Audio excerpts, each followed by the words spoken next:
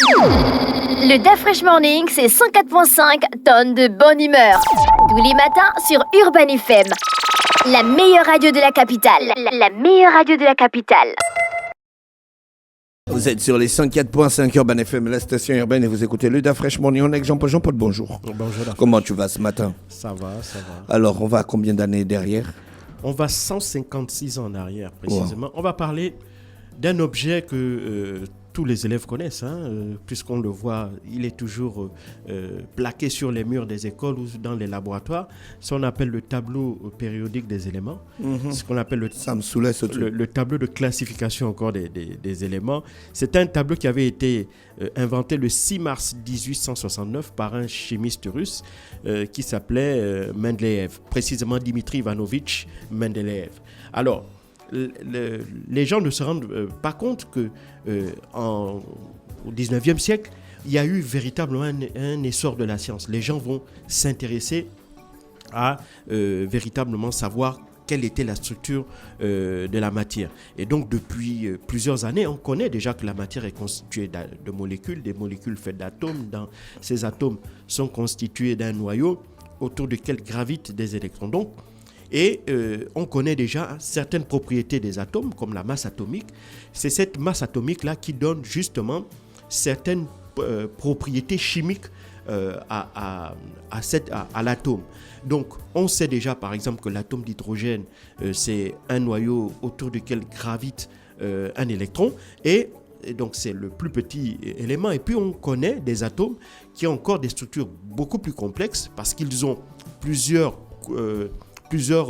cercles, plusieurs électrons qui gravitent autour du noyau central.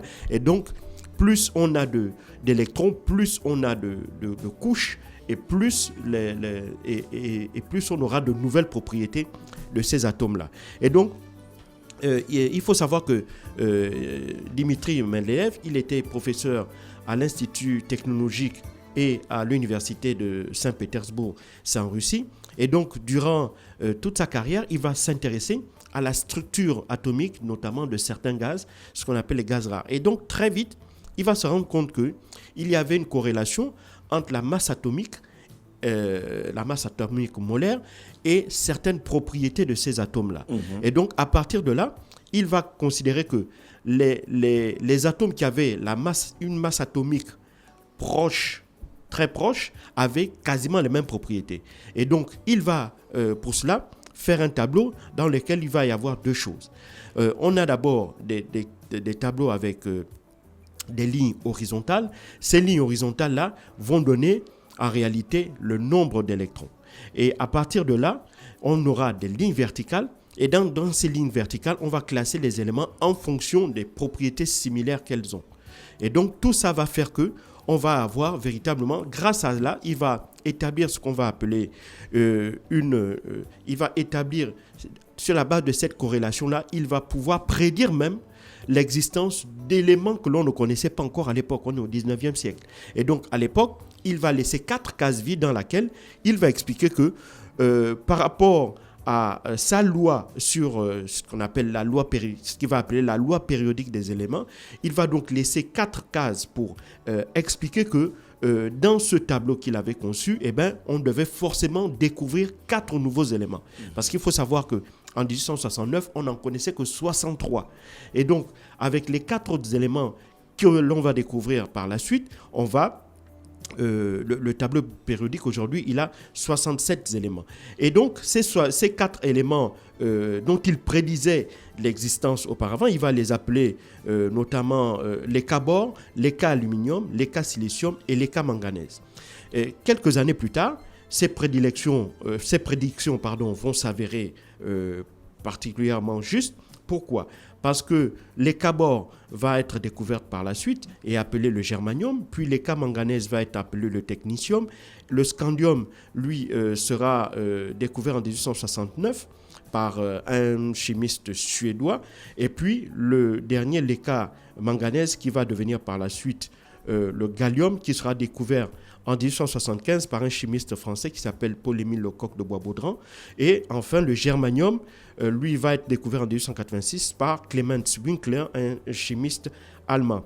Le technetium, par contre, lui, il avait été synthétisé par Carlo Perrier et Emilio Serge en 1937, mais ne sera véritablement inclus dans le tableau des éléments qu'à partir de 1945, où il va recevoir le nom de proctaninium. Et donc, on voit bien que, en fait, grâce à sa loi périodique des éléments, il avait, grâce à cette loi-là, il va permettre de connaître un peu plus donc les propriétés des atomes.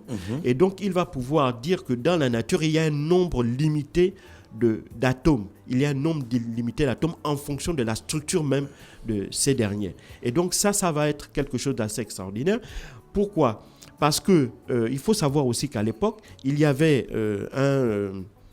également un chimiste allemand qui s'intéressait justement également à ces questions-là, mais ce dernier, lui, ne va pas véritablement avoir la même notoriété que Dimitri Mendeleev. C'était un Allemand qui s'appelait Meyers. Lui aussi va travailler à l'élaboration d'un tableau périodique des éléments, mais lui ne va pas arriver, si tu veux, au même résultat, il ne va pas atteindre la même notoriété que de Mendeleev, pour la simple raison que lui n'avait pas prédit le fait qu'il y avait 4 autres éléments dont on ne connaissait pas encore l'existence, mais qui techniquement existaient. Donc, il n'avait pas fait de prédiction par rapport au fait qu'on devait encore découvrir de nouveaux éléments. À l'époque, on pensait que les 63 éléments-là étaient les seuls qui existaient dans la nature. Or, Dimitri Mendeleev va dire que non, il y en a encore 4 autres. Parce que si on regarde la structure même, la manière dont les atomes pourraient être structurés, il y a forcément encore des possibilités qui existent. Et donc, il y a forcément des nouveaux éléments qui existent. Et donc, ces éléments-là vont être découverts par la suite. Et le dernier, comme je l'avais dit, va être officiellement prouvé en 1945.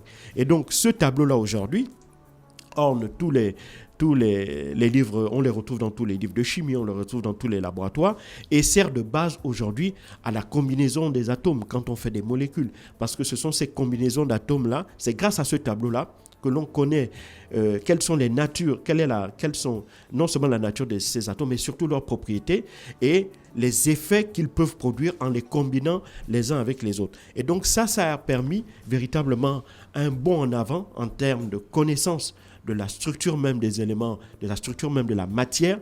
Et donc ça, véritablement, ça a été une véritable avancée scientifique et intellectuelle. Surtout dans le domaine de la science physique.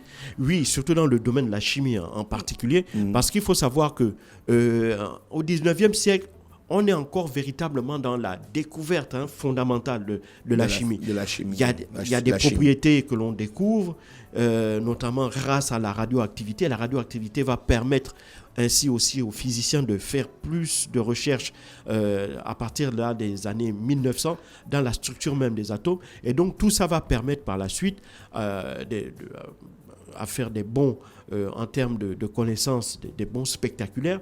Ces bons spectaculaires qui malheureusement aussi vont entraîner à une espèce de dérive, puisque à la fois lorsqu'on a avancé dans la connaissance fondamentale de la structure de la matière, malheureusement en chimie, il va y avoir une espèce de détournement aussi de ces connaissances-là, dans le sens où, par exemple, durant la Première Guerre mondiale, on va arriver à la première combinaison d'armes chimiques. Ces armes chimiques qui vont être utilisées durant la Première Guerre mondiale, comme le gaz sarin.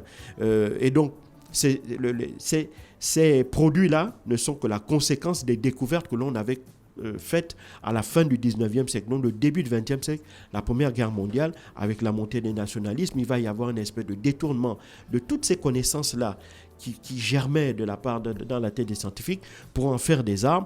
Et comme je l'ai dit, par exemple, durant la Première Guerre mondiale, on a utilisé des gaz toxiques comme le gaz sarin. Aujourd'hui, on n'a plus le droit, dans le cadre d'une guerre conventionnelle, d'utiliser des armes bactériologiques. Rien n'empêche, ça ne veut pas dire que les armes chimiques, n'existent pas. Mais elles continuent d'exister, on continue d'en fabriquer. La dernière fois, c'était en 2015 en Syrie, où on avait utilisé le gaz sarin contre des groupes rebelles qui s'opposaient au pouvoir de Bachar al-Assad. Et donc là, on voit encore qu'aujourd'hui, et on sait aussi qu'un certain nombre de stocks d'armes chimiques n'ont toujours pas été détruites. La bombe atomique est considérée comme chimique.